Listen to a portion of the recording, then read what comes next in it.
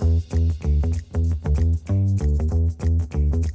Crystal Moore, and I'm Kenny Simpson, or most people call us K&K. We met in 2008. It was like probably the worst time in the economy. I was living in San Francisco, and you were living in a shack behind the animal shelter in Encinitas. I thought I didn't want to do real estate anymore. I had been doing financing since like 2003. We got an office, said it wouldn't happen. And we got a bigger office that you said it wouldn't happen. And then you're like, we're going to buy a house. You never want to buy a house. We've got 2 dogs, a baby, and a podcast. Yeah, and the podcast. Kept moving up and up and up and just, continue to push ourselves and grow and grow and grow. We kind of fell into management, and when we decided to take it on, it was really because we wanted to own apartments. Our time is really valuable, and it's also much more limited than it used to be. Health and fitness is huge for us. I think really just trying to improve ourselves and our lives. What we're doing here is what we believe is the future, and business is going to be excited that we finally got our first episode under our belt. Done.